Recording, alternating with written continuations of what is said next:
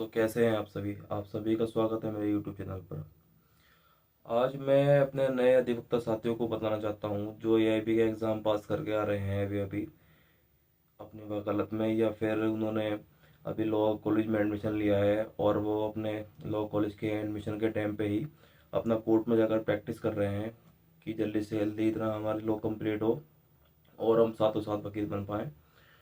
तो मैं ऐसे सभी साथियों से कहना चाहता हूँ कि आपको ये दिमाग में एक क्वेश्चन होता आता होगा हमेशा कि हम जल्दी से वकालत कब सीखेंगे, हम जल्दी वकालत कब सीखें और बड़ा वकील कैसे बने। आप सभी के मन में क्वेश्चन जरूर आता रहता होगा जब आप अपने सीनियर को देखते होंगे कि हम कोर्ट में आर्गूमेंट्स कब करेंगे, क्रॉस एग्जामिनेशन कैसे करेंगे कोर्ट में, हम जल्दी से वकालत कैसे सीखें। क्योंकि आप जब कोर्ट में जाते होंगे तो आप अपने सीनियर को जब बहस करते हुए देखते होंगे या किसी और अधिवक्ता को कोर्ट में देखते होंगे बहस करते हुए, तो आप भी सोचते होंगे कि मेरा भी सपना है एक दिन मैं भी कोर्ट में आर्ग्यूमेंट्स करूं और मैं भी अपनी कोर्ट में क्रॉस एग्जामिनेशन करूं, मैं भी डॉक्टर से क्रॉस एग्जामिनेशन करूं, आईओ से, इंस्पेक्टर से क्रॉस एग्जामिनेशन करूं, मैं भी गवाहों से सवाल जवाब करूं।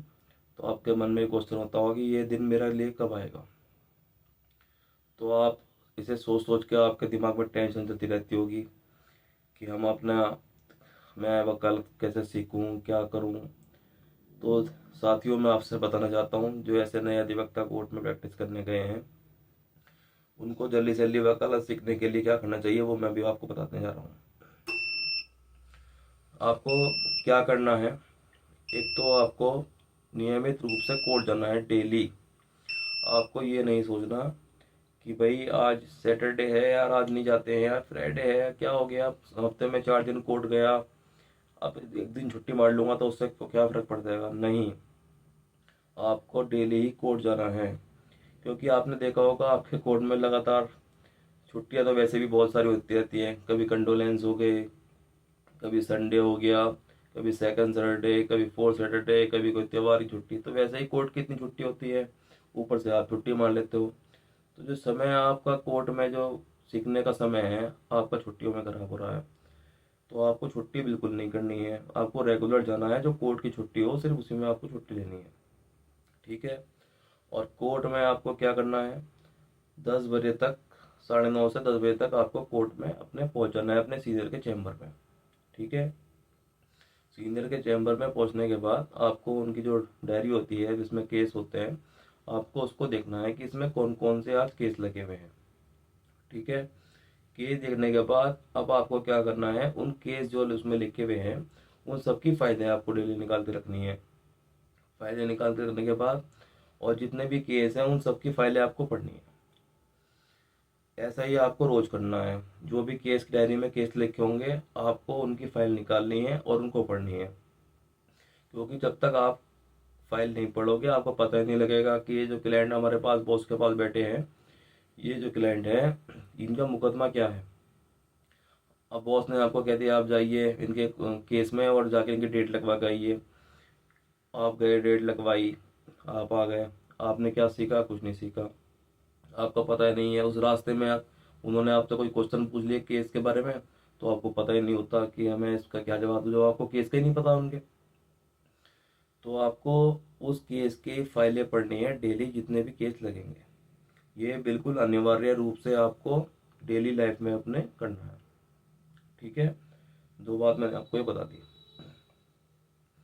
अब क्या करना है, अब जो अपने दिमाग में आपके क्वेश्चन उठ रहा है कि लॉ को लेके जो है कोई आपकी वकील आपके जो बॉस हैं क्लाइंट से बात कर रहे हैं या आप कोर्ट में कुछ देख रहे हैं और आपके दिमाग में कुछ चल रहा है कि ये जो वर्ड बोला है इसका मतलब क्या है, या जो ये स्टेज है इसमें अब आगे क्या होगा, वो जानकारी आप अपनी बॉस से लें।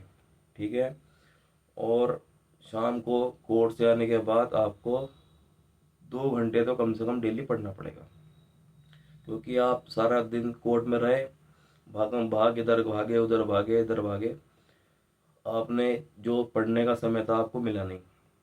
क्योंकि जब तक आपको कानून की जानकारी नहीं होगी आपको वकालत सीखने में बहुत ही लंबा समय लग जाएगा।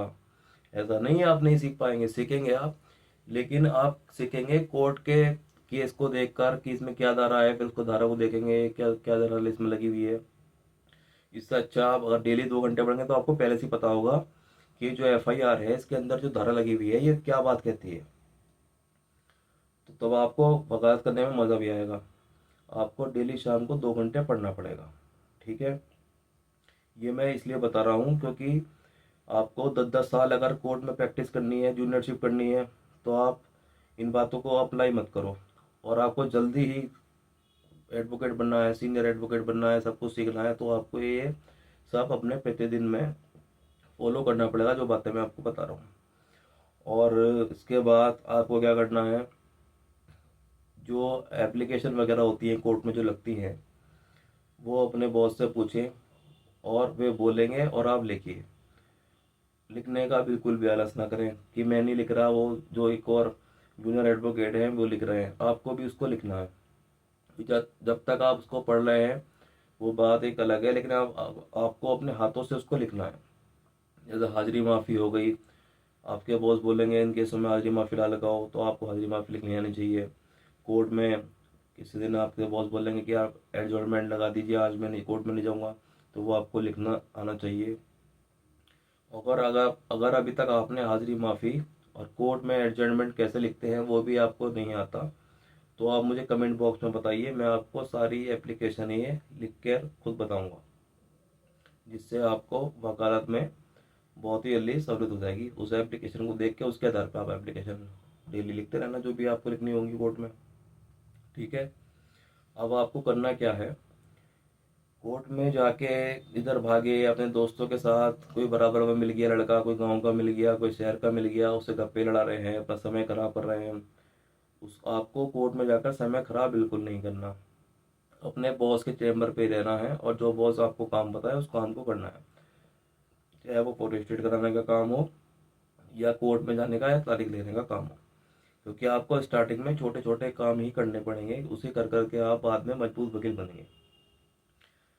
ठीक है, आपको गप्पे सप्पे कोई रास्ते में मिल गया, हाय हेलो कर लो, लेकिन आगे निकल लो। ये नहीं कि उसके साथ ही चिपक गए, या बॉस ने आपको काम भेजा कि इस कोर्ट में देखा हो क्या हो रहा है और आप कहीं और बैठे हो, आप अपना टाइम खराब कर रहे हो।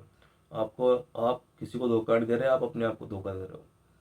तो आपको क्या करना है, आपको डेली जो बॉस आपको काम देंगे आपको वो काम को करना है डेली। ठीक है, और आपको फाइलें पढ़नी है। फाइलें पढ़ने के बाद केस को जानना है, इस केस में क्या है। आपके माइंड में हर फाइल पढ़ने के बाद कुछ समझ में नहीं आता, कोई क्वेश्चन आपके दिमाग में घूमता है, तो आप अपने बॉस से पूछिए, वो आपको बता देंगे, मना नहीं करेंगे। क्योंकि बॉस भी उसी को बताते हैं जो के अंदर सीखने की कुछ इच्छा हो। बॉस को पता लग जाता है कि ये जो जूनियर एडवोकेट है इसका मन काम में है या नहीं है, इधर उधर की बातों में ही रहता है। तो वो भी सिर्फ उसको ही सिखाते हैं जिसका मन होता है सीखने का।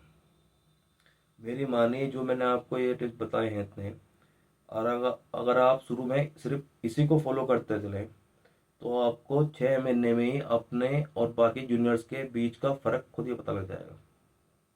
जो जूनियर्स होंगे ना आपके साथ के और भी किसी और चैम्बर में सीख रहे होंगे, रोज आते होंगे घर से कोर्ट जा रहे हैं, जी हम वकील साहब हम कोर्ट जा रहे हैं, आपका और उनका बीच का जो डिफरेंस होगा, जो आपको जानकारी उनसे ज़्यादा होगी, वो आपको खुद ही पता लग जाएगा। तो आपको ये सब काम करना है। और कोई एप्लीकेशन वगैरह लिखनी आपको सीखनी है तो आप मुझे कमेंट में बता सकते हैं, मैं आपको एप्लीकेशन लिखनी बता दूंगा।